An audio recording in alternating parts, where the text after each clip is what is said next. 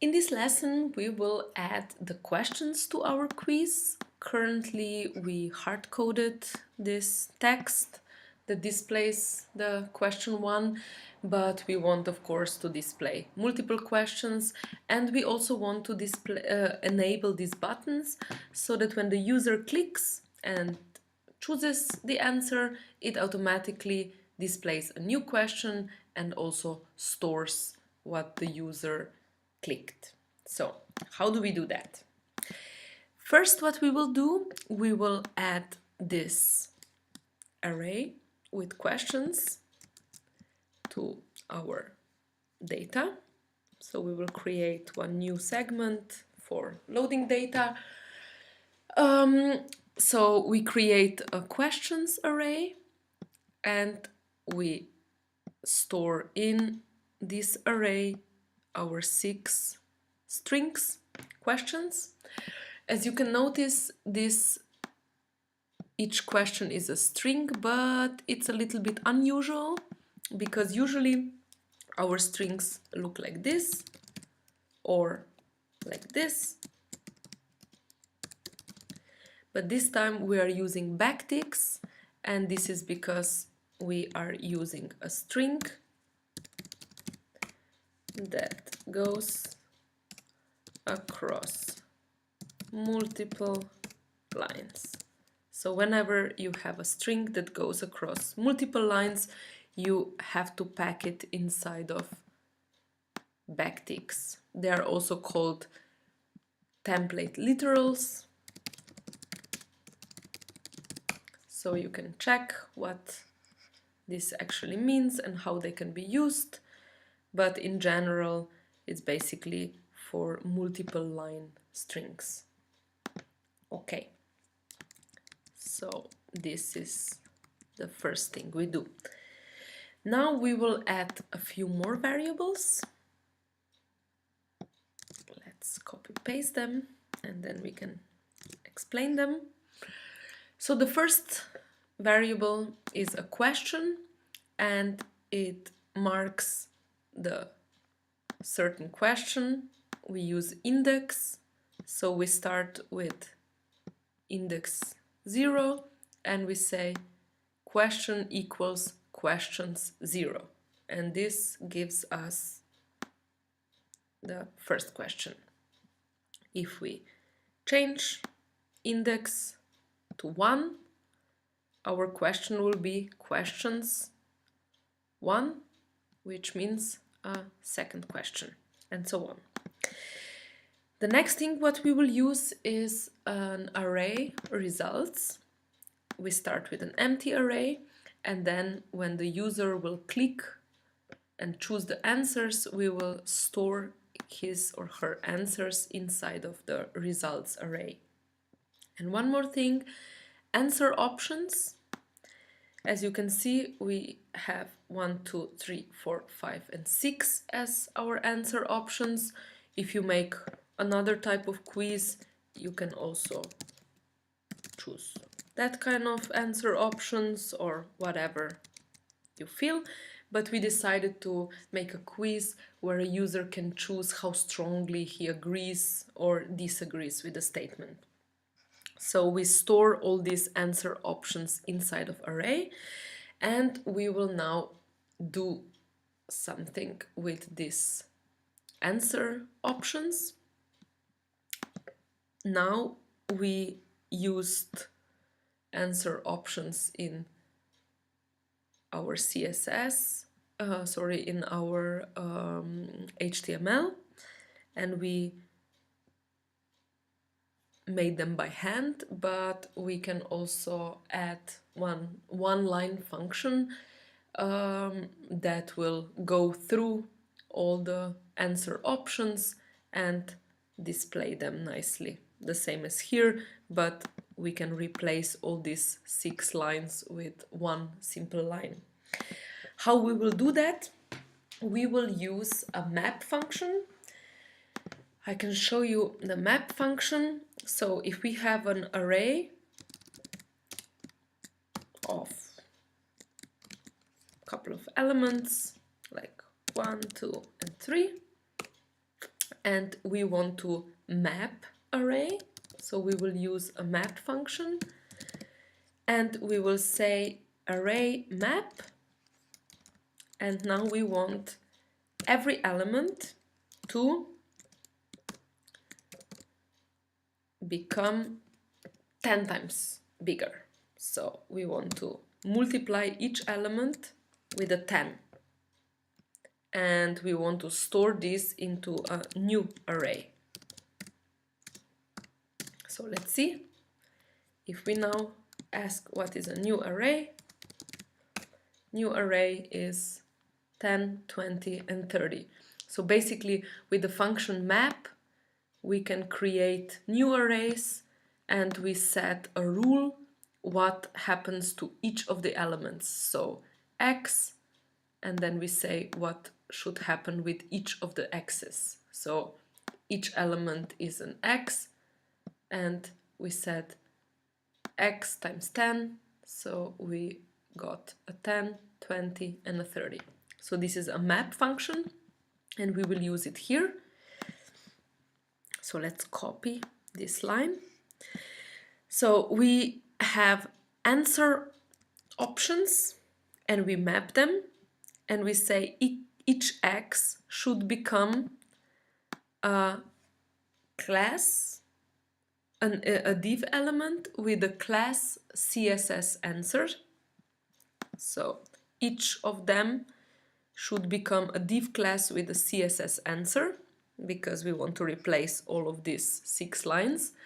So we say each of the answer options becomes a div element with CSS answer class, and we also add an onClick event listener that triggers the function next question, and we want to also display the value of this answer option. So if we take the first option, the first x will be 1, and this 1 will become the whole div with value 1, and if you click on it, it will trigger the next question.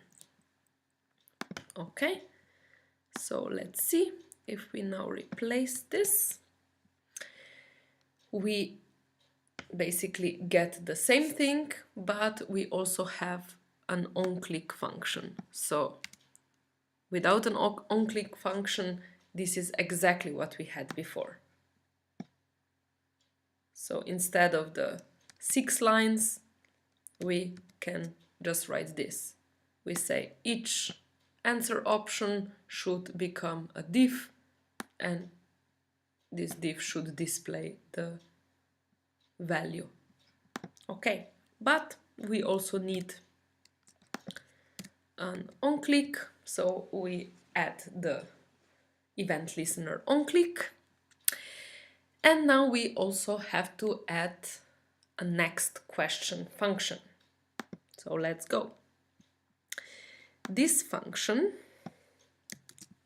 will do a certain thing. So let's see what it will do.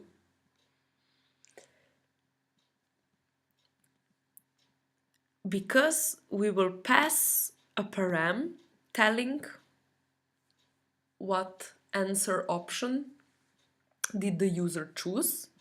So if a user clicks on the number 3, then it will pass a number 3 in this function and say the ID is 3, and we will store this information in the results.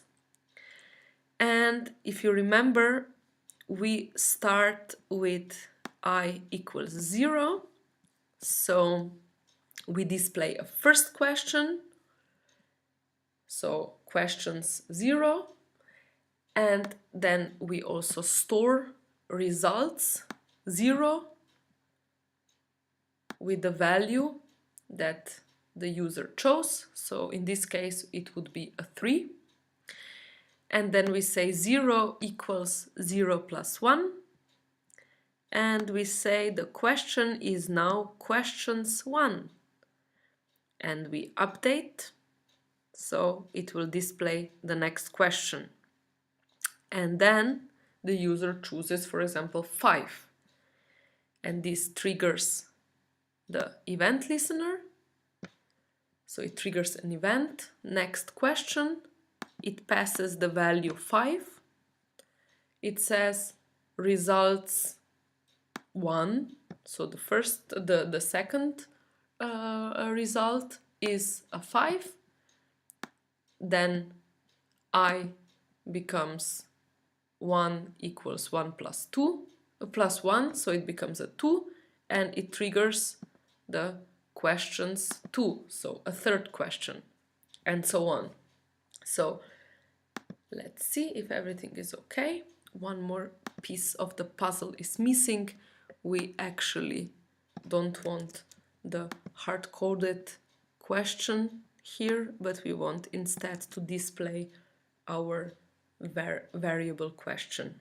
So now it should display our first question, and we will add a bit of console logs here so that we can follow what our code actually does. So the first thing, we want to log an ID, and we say ID equals ID. So this will tell us what answer user chose.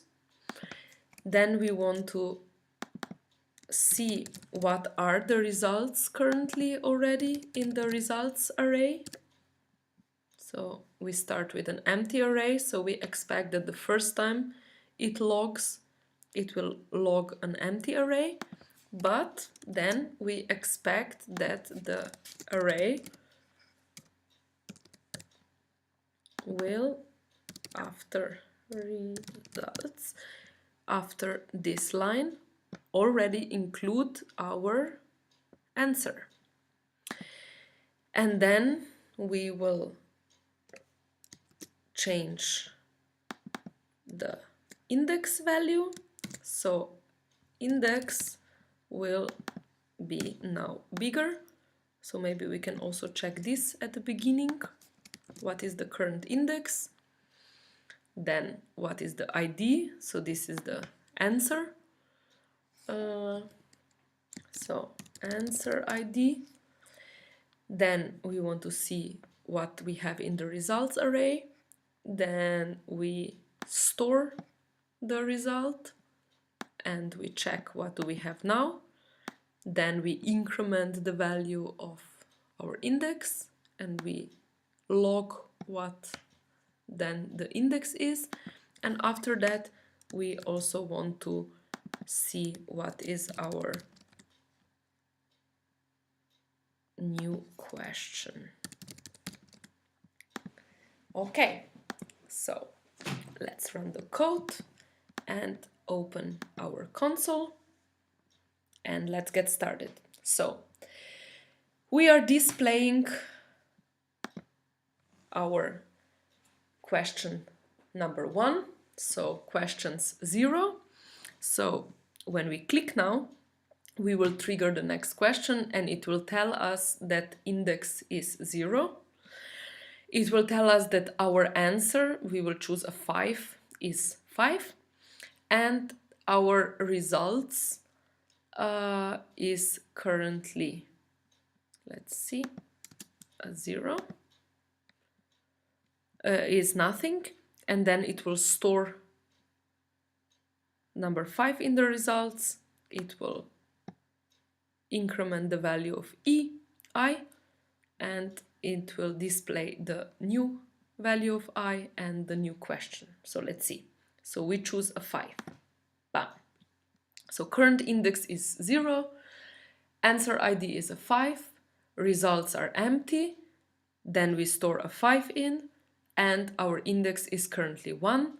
So the question, the new question is questions 1. So the second statement. Now we choose a 2. So what happens? Now index is 1. We chose the question, the answer 2. Our results before were just a 5 from the first answer, but now we have a 5 and a 2. And we increase the index. So we have a new question. Now let's choose a number 6. So in the third question, so questions 2, we choose a 6. So index was 2. We chose number 6. Results in the results array were 5 and 2. Now we added 6. So we have 5, 2, and 6. We incremented the index and we display the next question. So now the answer could be, we choose 3. So the index is 3, the answer is 3, results were 5, 2, and 6. Now we added 5, 2, 6, and 3, and the index is a 4. So as you can see, this is what our code does. It pushes questions forward and it stores our answers. So now we can remove our console logs. This was just for demonstration so that you can see what we did, because it's maybe a little bit complicated, but take your time, check the code again. Now you see what it does. So let's just go back a little bit to make a final look. We added the questions. We added variables. The first question was questions 0. We made an empty array to store the information about the answers, and we created answer options. Then we replaced all these answer options with this one line just to make it more readable. This was not necessary, but it looks nicer. And we said that whenever a person chooses a certain answer, it should trigger a next question function. And what is a next question function? Next question function returns another function that checks if the question is not the last one. It should store the result, increment the value of index, set the new question, and update the template with the new question. So let's see if it does. We choose the answer, so we trigger this function, pop, and this stored our answer, it incremented the value, and it displayed the next question. In the next lesson, we will see what happens if we have a last question, because for now we only did this part of our if-else, and maybe we will also add some more things. So stay tuned and see you in the next lesson.